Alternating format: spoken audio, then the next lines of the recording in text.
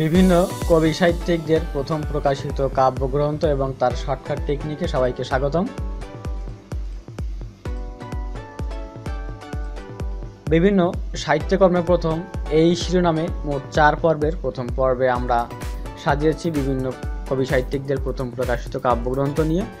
এছাড়াও অন্যান্য পর্বে আমরা আলোচনা করব বিভিন্ন কবি সাহিত্যিকদের প্রথম প্রকাশিত উপন্যাস, প্রথম প্রকাশিত গল্পগ্রন্থ এবং প্রথম প্রকাশিত নাটকসমূহ নিয়ে।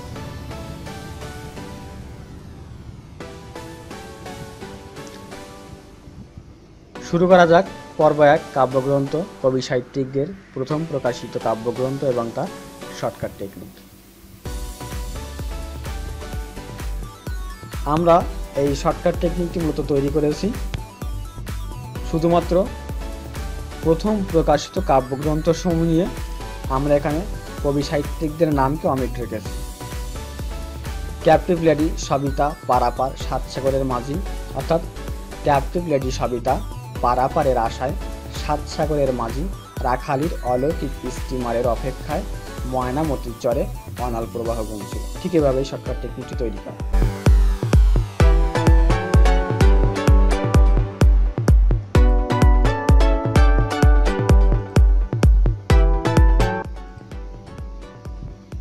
আমরা জানি মাইকেল মধুসূদন দত্ত কর্তৃক প্রথম প্রকাশিত কাব্যগ্রন্থ হচ্ছে দ্য ক্যাপটিভ লেডি এবং সত্যেন্দ্রনাথ দত্ত কর্তৃক প্রথম প্রকাশিত কাব্যগ্রন্থ হলো সবিতা।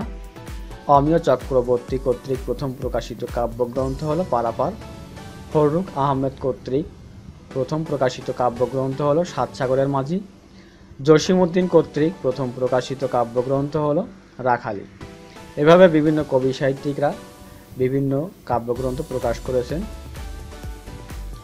তো মূলত আমরা প্রথম প্রকাশিত কাব্যগ্রন্থগুলো নিয়েই একটা শর্টকাট টেকনিক তৈরি করেছি, যার মাধ্যমে আমরা বেশ কিছু প্রশ্নের অ্যান্সার করতে পারবো। যেমন প্রথম প্রকাশিত কাব্যগ্রন্থ কোনটি, নিচে 4টা অপশান থাকবে, ওখান থেকে আমরা এই শর্টকাট টেকনিকের মাধ্যমে অপশানগুলো দেখে সহজেই আমরা অ্যান্সার করতে পারবো।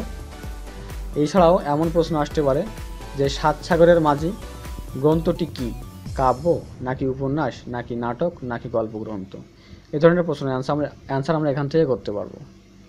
অথবা আমরা জানি যে সাতসাগরের মাঝি ফররুখ আহমেদের প্রকাশিত কাব্যগ্রন্থ, হয়তোবা এটা মনে থাকে না যে প্রথম প্রকাশিত কাব্যগ্রন্থ কোনটি। আমরা এই শর্টকাট টেকনিকটির মাধ্যমে সেটি জানতে পারবো। তো প্রথমে আমরা শর্টকাট টেকনিক নিয়ে আলোচনা করব, তারপর বিস্তারিত কথা বলবো।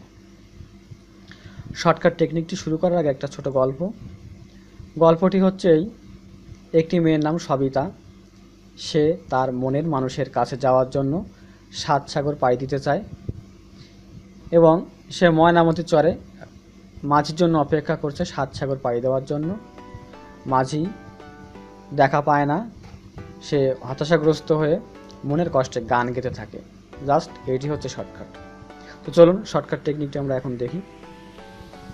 ক্যাপটিভ লেডি সবিতা পারাপারের আশায়, সাতসাগরের মাঝি, রাখালির অলৌকিক স্টিমারের অপেক্ষায়, ময়নামতির চরে অনল প্রবাহ গুনছিল।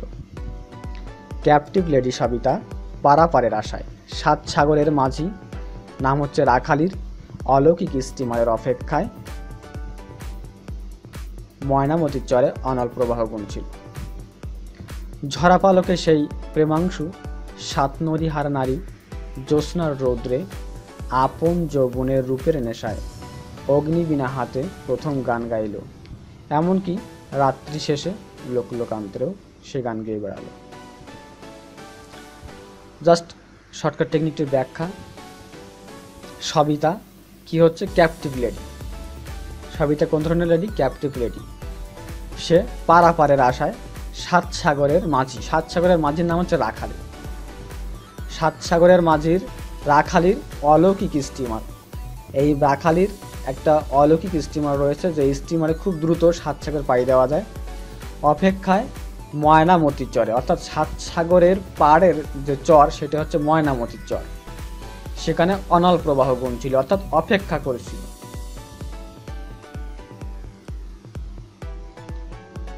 সবিতা অপেক্ষা করতে করতে এক পর্যায়ে সে হতাশাগ্রস্ত হয়ে গেল। ঝরা পালকে, অর্থাৎ কষ্টের একটা সিম্বল, ঝরা পালকে সেই প্রেমাংশু সাত নরিহার নারী, অর্থাৎ গলায় তার সাত নরিহার ছিল। সেই নারী যখন অপেক্ষা করতে করতে সন্ধ্যা হয়ে গেল, তখন জ্যোৎস্না চলে আসলো, অর্থাৎ জ্যোৎস্নার রৌদ্রে আপন যৌবনের রূপের নেশায় প্রথম গান গাইল। সে তার মনোকষ্টে প্রথম গান গাইল। এমনকি এই গান তিনি রাত্রি শেষে লোকান্তরেও সেই সবিতা গেয়ে বেড়াল।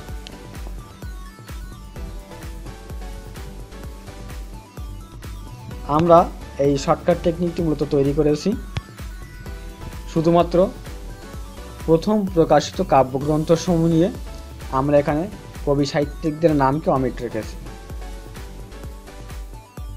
ক্যাপটিভ লেডি সবিতা পারাপার সাতসাগরের মাঝি, অর্থাৎ ক্যাপটিভ লেডি সবিতা পারাপারের আশায় সাতসাগরের মাঝি রাখালির অলৌকিক স্টিমারের অপেক্ষায় ময়নামতির চরে অনাল প্রবাহ গুনছিল। ঠিক এভাবেই শর্টকাট টেকনিকটি তৈরি করা।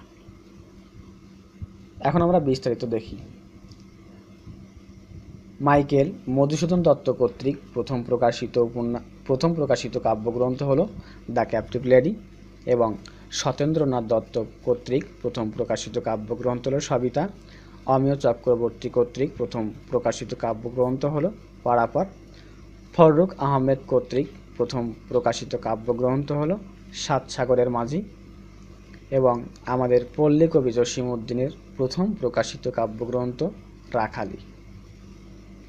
হুমায়ুন আজাদ এর প্রথম প্রকাশিত কাব্যগ্রন্থ হলো অলৌকিক স্টিমার, সেই অলৌকিক স্টিমার যার মাধ্যমে সাতসাগর সহজে পাড়ি দেওয়া যায়।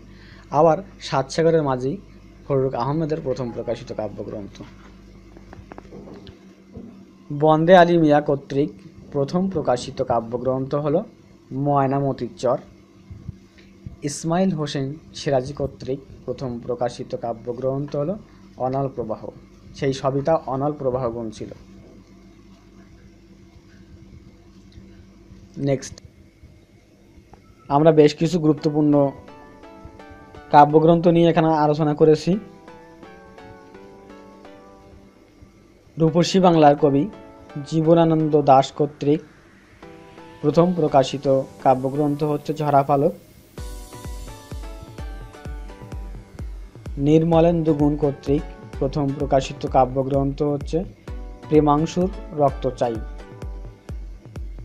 প্রেমাংশুর রক্ত চাই, অর্থাৎ সেই প্রেমাংশু নারী, শর্টকাট টেকনিক।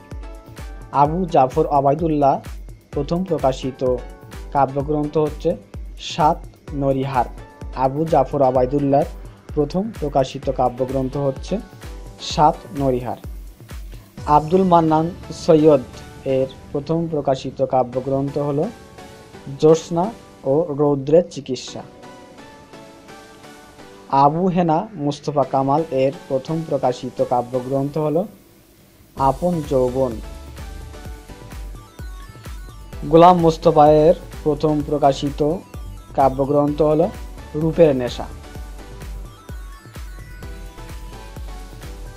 আমাদের প্রিয় কবি জাতীয় কবি কাজী নজরুল ইসলামের প্রথম প্রকাশিত কাব্যগ্রন্থ হল অগ্নিবীণা।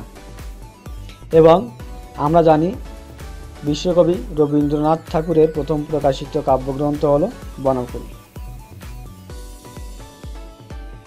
শামসুর রহমানের প্রথম প্রকাশিত কাব্যগ্রন্থ হল প্রথম গান দ্বিতীয় মৃত্যুর আগে। প্রথম গান দ্বিতীয় মৃত্যুর আগে। আমরা শর্টকাট টেকনিকে দেখিয়েছিলাম প্রথম গান গাইল, এটি হচ্ছে শর্টকাট টেকনিক, প্রথম গান গাইল। আহসান হাবিবের প্রথম প্রকাশিত কাব্যগ্রন্থ হল রাত্রি শেষ। আল মাহমুদের প্রথম প্রকাশিত কাব্যগ্রন্থ হল লোক লোকান্তর। আমরা মূলত কাব্যগ্রন্থগুলি নিয়ে শর্টকাট টেকনিক তৈরি করেছি, কারণ আমরা বিভিন্ন প্রতিযোগিতামূলক পরীক্ষায় দেখে থাকি এ ধরনের প্রশ্ন আসে যে প্রথম প্রকাশিত কাব্যগ্রন্থ কোনটি, বিভিন্ন অপশন দেওয়া থাকে। অথবা এরকম আসে যে ঝরা পালক এটি কোন ধরনের গ্রন্থ, কাব্যগ্রন্থ নাকি উপন্যাস নাকি নাটক নাকি গল্প গ্রন্থ। অথবা আমরা জানি ঝরা পালক জীবনানন্দ দাশের কাব্যগ্রন্থ, এটি যে প্রথম প্রকাশিত কাব্যগ্রন্থ এটা মনে থাকে না অনেক সময়। তো জাস্ট এই উদ্দেশ্যে শর্টকাট টেকনিকটি তৈরি করা, এবং সবার সুস্থ এবং মঙ্গল কামনা করে এখানে শেষ করছি টিউটোরিয়ালটি। ধন্যবাদ সবাইকে।